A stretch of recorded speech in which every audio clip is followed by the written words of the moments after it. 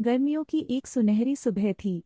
सूरज की किरणें जंगल की हरी भरी टहनियों से छनकर जमीन पर चमक रही थी। चहचहाट से जंगल गूंज रहा था। इसी जंगल के पुराने बरगद पर रहता था एक तोता, नाम था मिट्ठू। उसकी लेकिन मिट्ठू की जिंदगी हमेशा इतनी सरल नहीं थी। कुछ साल पहले मिट्ठू अपने माता पिता के साथ इसी जंगल में खुशहाल जीवन जीता था। लेकिन एक दिन इंसानों का एक झुंड जंगल में आया और पेड़ काटने शुरू कर दिए। मिट्ठू का घर जिस आम के पेड़ पर था उसे भी काट दिया गया। उस हादसे में उसके माता पिता चल बसे। उस दिन के बाद से मिट्ठू अनाथ हो गया। वह बरगद के पेड़ पर जाकर रहने लगा। शुरुआत में मिट्ठू को भोजन ढूंढने में बहुत मुश्किल हुई।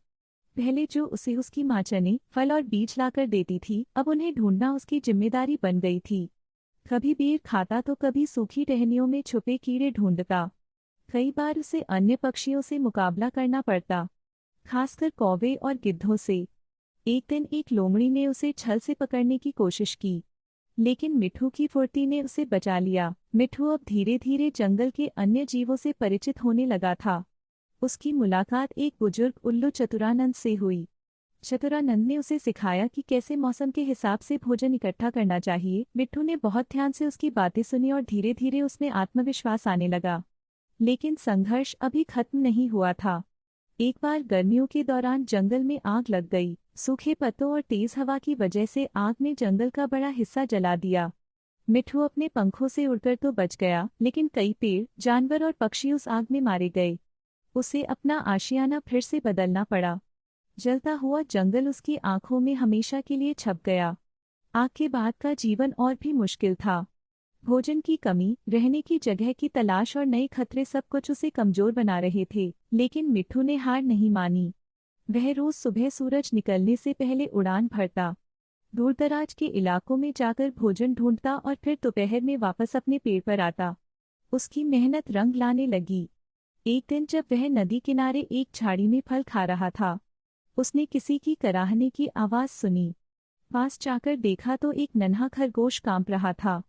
वह घायल था और भूखा भी। मिट्ठू को अपने अकेलेपन के दिन याद आ गए। उसने तुरंत उसे अपने पंखों से ढांप लिया और नजदीकी तालाब से पानी लाकर उसे पिलाया। फिर वह जंगल में उड़कर अन्य पक्षियों से मदद मांगने लगा। धीरे धीरे जानवर इकट्ठा हुए। सबने मिलकर उस खरगोश का इलाज किया। वह घटना मिट्ठू की जिंदगी का टर्निंग पॉइंट बनी। अब वह न केवल खुद के लिए जी रहा था, बल्कि जंगल के अन्य जीवों की मदद भी करने लगा था। उसने एक छोटी सी टोली बना ली। चिड़िया, गिलहरी, कबूतर सब मिलकर एक दूसरे की मदद करते। जंगल में अब फिर से हरियाली लौट आई थी और मिट्ठू एक सच्चे नेता के रूप में उभरा था।